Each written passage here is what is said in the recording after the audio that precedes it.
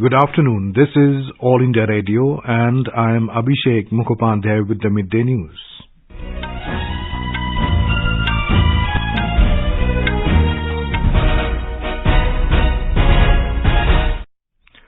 The headlines. Prime Minister Narendra Modi says people of Global South should no longer be excluded from fruits of development. Prime Minister to inaugurate 26th National Youth Festival at Hubli in Karnataka this afternoon. Over 22 crore Ayushman cards issued under Pradhan Mantri Jan Arogya Yojana so far. Grand cultural event Sur Sarita Symphony of Ganga to be held in Varanasi this evening ahead of launch of world's longest river cruise Ganga Vilas tomorrow. And in cricket, second one-day international between India and Sri Lanka underway in Kolkata.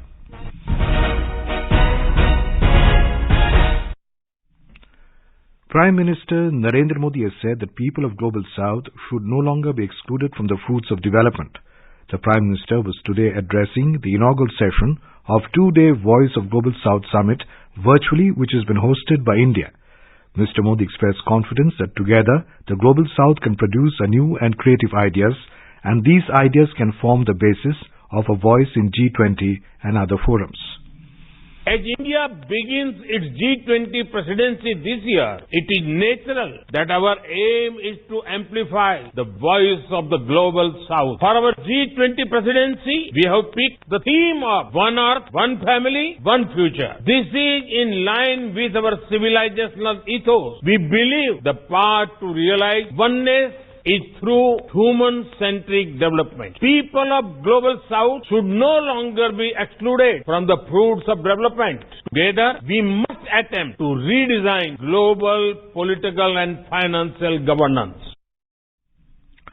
The Prime Minister said the people of Global South have larger stakes in the future as 3/4 of humanity lives in these countries and they should also have equivalent voice. Most of the global challenges have not been created by the Global South, but they affect us more. We have seen this in the impact of COVID pandemic, climate change, terrorism, and even the Ukraine conflict. The search for solutions also does not factor in our role or our voice. Mr. Modi said India has always shared its development experience with the Global South. India has always shared its development experience with our brothers of the Global South. Our development partnerships cover all geographies and diverse sectors. We supplied medicines and vaccines to over 100 countries during the pandemic. India has always stood for a greater role for developing countries in determining our common future. Prime Minister Modi said the world has turned the page on another difficult year consisting of war, conflict, terrorism and geopolitical tensions, rising food, fertilizers and fuel prices. He said the need of the hour is to identify simple, scalable and sustainable solutions that can transform societies and economies.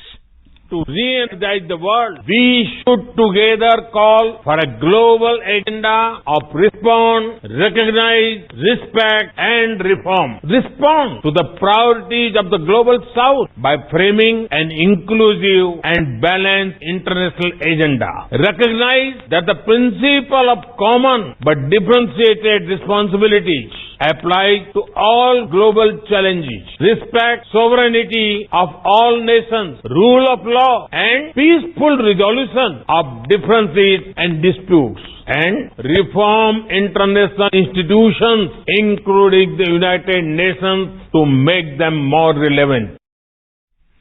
More than 120 countries have been invited for this summit. The theme of the two-day summit is Unity of Voice, Unity of Purpose. Prime Minister Narendra Modi will inaugurate the 26th National Youth Festival at Hubli in Karnataka today at around 4 p.m. The festival has been held on the National Youth Day to commemorate the birth anniversary of spiritual leader and thinker Swami Vivekananda. The 5-day festival has been held with the theme Viksit Yuva, Viksit Bharat. During the event, Youth Summit will take place which will witness plenary discussions on 5 themes stemming from G20 and Y20 events. More from a correspondent. These youngsters from different states and union territories will perform in the cultural programs and hold interactions on matters concerning our country. Many experts and motivational speakers will address the participants. There will be martial arts display, Desi sports competitions and traditional song and dance competitions. They will be enjoying adventure sports, scuba diving, rock climbing, martial arts display, cultural fest, art workshop and food mela. Many noted singers and musicians will perform during the cultural evenings. A millet mela is also organized on this occasion. A mega yogathon will be organized where lakhs of yoga patus will simultaneously perform across Karnataka to create a world record. Sudhindra, AIR News, Bengaluru. The President, the Vice President and the Prime Minister paid tributes to Swami Vivekanand on his birth anniversary. They also extended greetings on National Youth Day. Home and Corporation Minister Amit Shah also paid tributes to the spiritual leader and wished the people on the National Youth Day. Health Minister Dr. Mansukh Mandavia has said that more than 22 crore 20 lakh Ayushman cards have been issued to the beneficiaries under Ayushman Bharat Pradhan Mantri Jan Arogya Yojana so far. The scheme was launched by the Prime Minister Narendra Modi in September 2018. The scheme has been implemented to provide health cover to the people. In a tweet, Dr. Mandavia said, the scheme, which is the world's largest healthcare program, provides a health cover of 5 lakh rupees per family per year to vulnerable families. The first Health Working Group meeting under India's G20 presidency will be held from the 18th to the 20th of this month at Thiruvananthapuram in Kerala. The centre plans to use the G20 events to promote India's traditional medicine, indigenous products like herbal tea and recipes based on Ayurveda. Ahead of the meeting, the Secretary in the Ministry of Ayush, Vaidya Rajesh Koteja, said in all the meetings yoga sessions would be held and traditional medicine experts will be around to share personalized diet and well-being tips to foreign delegates. Participants आएंगे 20 देशों से plus invitee countries से, उनको हम लेके जाएंगे, उनको दिखाएंगे कि लोग यहाँ आकर के करते क्या है, पंचकर्म चिकित्सा है क्या, तो फर्स्ट हैंड उनको एक जानकारी देने का प्रयत्न करेंगे। साथ साथ में हम कुछ शोकेस भी कर रहे हैं, वहाँ इंडस्ट्री का शोकेस कर रहे हैं। तो हमारी जो इंडस्ट्री है, खास करके मेडिकल विलेज ट्रायल में जो लीडर्स हैं, उनका वहाँ पर हम एक एक्सपोजिशन भी कर रहे हैं। तो वहाँ एक्सपो में वो पार्टिसिपेट करेंगे, अपनी सेवाओं के बारे में बताएंगे। हम और एक नई बात कर रहे हैं, अक्रॉस दी G20 मीटिंग्स, जैसे इतनी सारी 200 से ज्यादा मीटिंग होगी, 53 से ज्यादा शहरों में होगा, पूरे देश में होगी, सब जगह योग की कक्षाएं मंत्रालय की तरफ से राज्यों के साथ सहायता करके इसको आयोजित करेंगे। This is All India Radio giving you the news. For quick news updates around the clock, follow us on our Twitter handle at AIR News Alerts.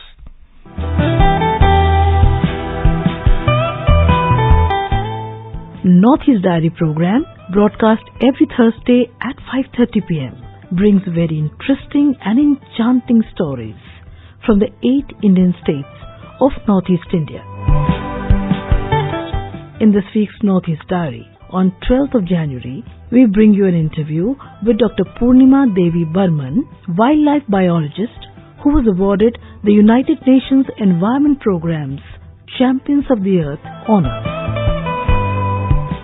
Looking forward to seeing you there.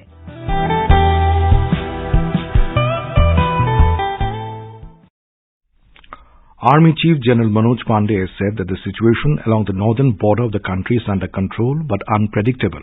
He assured that Indian troops are adequately deployed to deal with any contingency.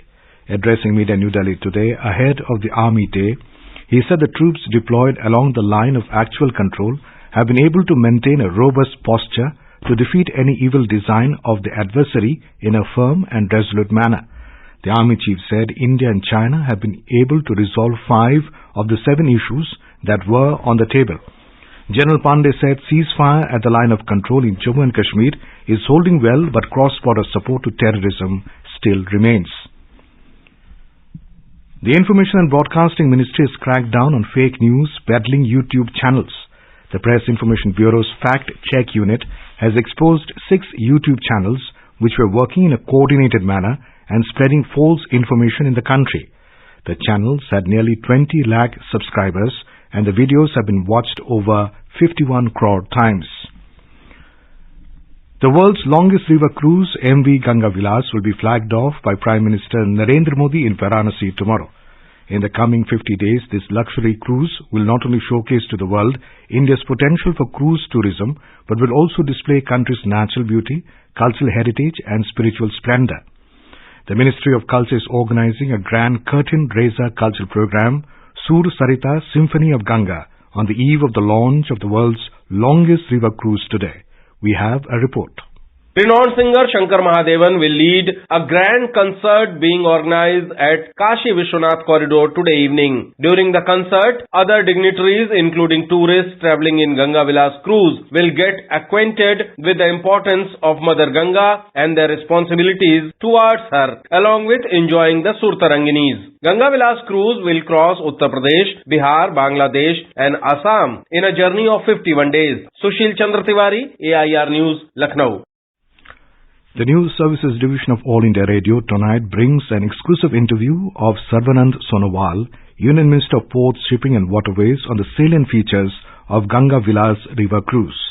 In the interview, Mr. Sonowal talks about the tourism opportunities this river cruise will open in the domestic as well as the international sector.